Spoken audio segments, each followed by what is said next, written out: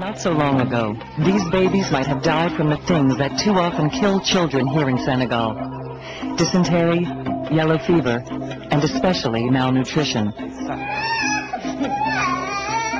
Malnutrition is a pandemic problem in West Africa.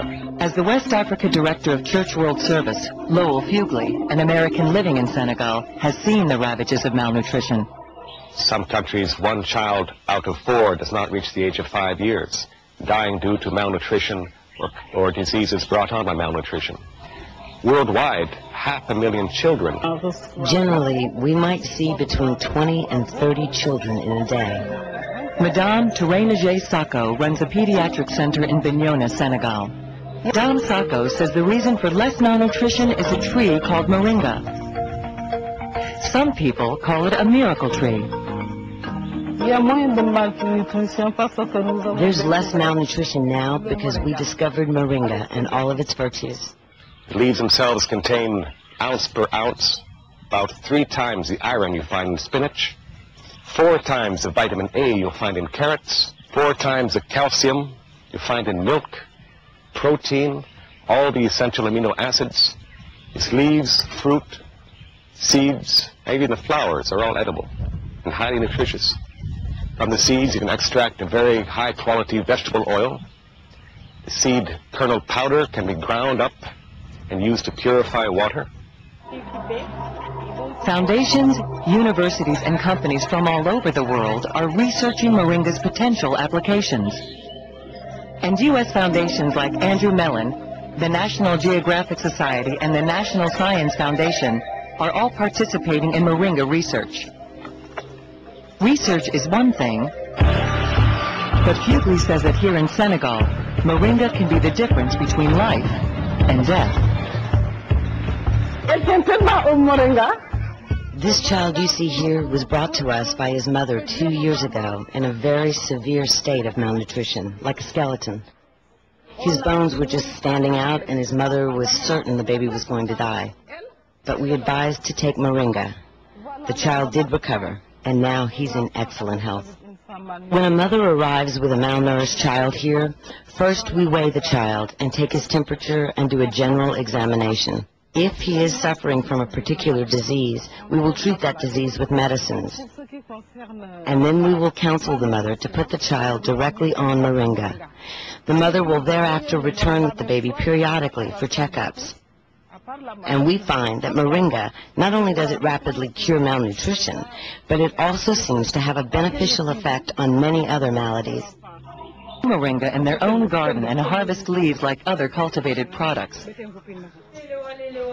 After the leaves are gathered, they are then washed and spread out on a cloth to dry.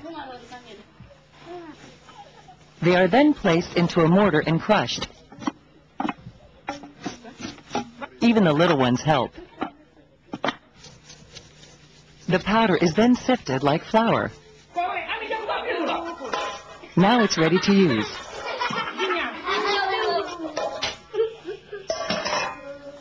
In this case, it's used as a spice over the evening meal. In the tropics, where they grow in the wild, local people use them. But this is everywhere from Madagascar to Namibia to the Kenya, Ethiopia, Somalia area. The plant's makeup also contributes to its ability to thrive in some of the most arid areas of the world. So if we go ahead and break off one of these roots, we can see how full of water it is. That's what helps the seedlings get through dry periods and survive to adulthood. The tree is not just full of water, it can also purify water, which can be a lifesaver. Because a third to a quarter of the people on Earth, and it's about half of the people in the tropics, don't have dependable access to clean water to drink. To help remedy this access problem, the University of Leicester, England is researching the coagulating properties of moringa seeds. For moringa, we felt that this was a possible, local, low-cost, accessible solution, which even after the training program in how to use it came to an end, the people could carry on by themselves. I heard about moringa on the radio, and so I went to the health post. They showed me how to use the leaf powder. In a very short time, my dizziness went away, and I started to have enough milk for my baby. I used moringa regularly and felt much healthier.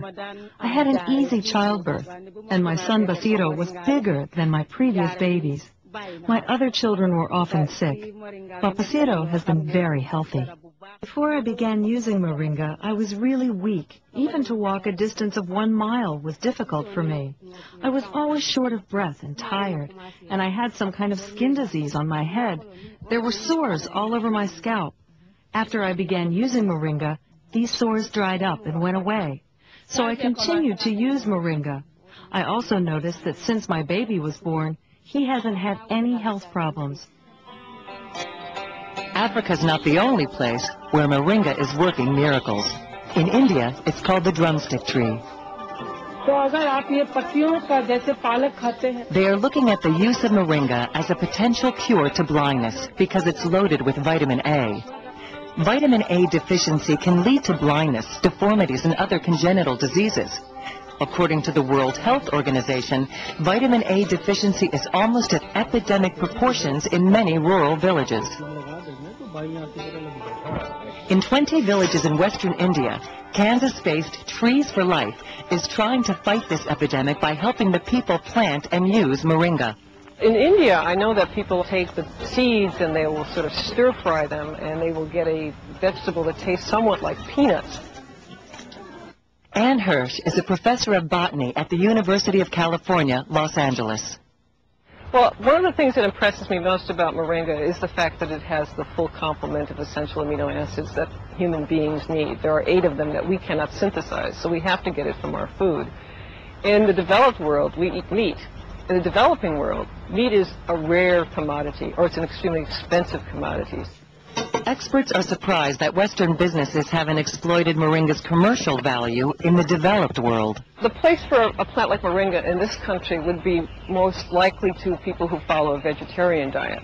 The protein could be processed and added to all sorts of different kinds of drinks or protein supplements that I know a lot of people purchase. But in Senegal, the people have more immediate needs for moringa. The mother should take a spoonful of powder morning, afternoon, and night every day. This will help her produce more milk and improve her health through 6 months while she's nursing her baby. She should also mix a spoonful of powder in with the baby's formula. We encourage pregnant women to start taking moringa while they're pregnant, after they give birth, while they're breastfeeding the child, during the child's weaning period, and afterwards. And this way we find that preventing malnutrition is much, much better than curing it. Fugly has even set up a moringa processing plant to help larger numbers of people. You can seed moringa in prepared beds every 10 centimeters or 3 inches. This is 100 plants per square meter. And once these plants reach a height of 3 feet, a meter or less, you can cut them back to about 10 centimeters off the ground, harvesting the green matter, drying it, and then pounding it into leaf powder for use in your clinics or households. Once you cut this back, the stubs will regrow, and 8 weeks later you can have another harvest. In this way you can have continual harvesting, up to 9 harvests every year, which Fugly says produces about 650 tons per hectare, or 2.5 acres. My own estimation is that 1 hectare of this intensive leaf cultivation can satisfy the vitamin A needs for up to 15,000 children.